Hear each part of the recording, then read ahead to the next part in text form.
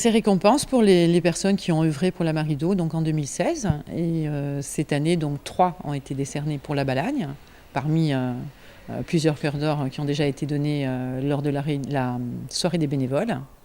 Donc cette année pour la Balagne, Patrick Sandrone a été récompensé d'un cœur d'or pour son tour de Corse en moins de 24 heures pour la Marido.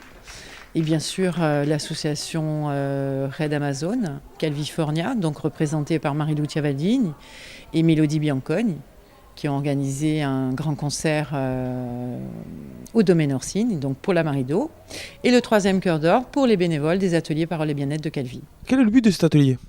Alors les ateliers Parole et Bien-être, donc le but c'est de réunir des personnes atteintes d'un cancer, mais pas seulement, puisqu'elles sont invitées à venir avec l'accompagnant de leur choix. Et nous passons une journée, donc de 9h à peu près à 17h30, entièrement gratuite. Le restaurant est offert également, avec des professionnels de la santé qui viennent bénévolement également donner leur temps pour apporter du bien-être à ces dames.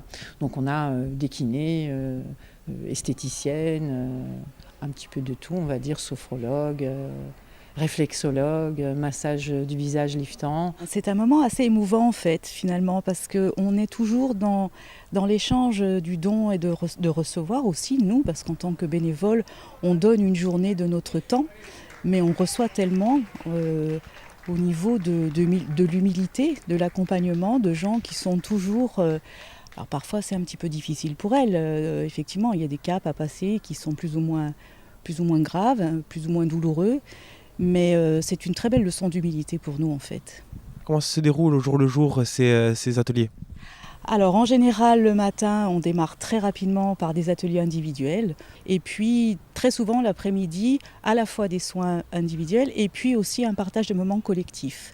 Par exemple cet après-midi on a fait un atelier où on a réfléchi sur la création d'un écrit, d'un support qui pourrait devenir quelque chose de très fédérateur au niveau de la Marido Balagne et plus si opportunité, où tout le monde aurait à loisir, anonymement, de parler de leur vécu. Et ça, c'est très important. Pourquoi avoir choisi de donner de votre temps bénévolement pour la Marido ? Déjà, j'ai été, à partir du moment où je me suis projetée dans ce projet en tant qu'orthopédiste de m'occuper des prothèses mammaires externes, forcément j'ai été confrontée à la Marido, parce que on en parle de partout. Après, moi je suis sur Ajaccio, mais j'interviens en Balagne parce qu'il y en avait vraiment besoin. Puis je suis originaire de Loum, donc ça me permettait aussi de mettre un peu mon grain de sable et de participer pour aider les femmes, tout simplement. Et puis la Marido, c'est une grande famille, donc on fait des rencontres. Ça permet aussi d'avoir des aides pour les patientes et c'est un biais pour communiquer et pour les aider.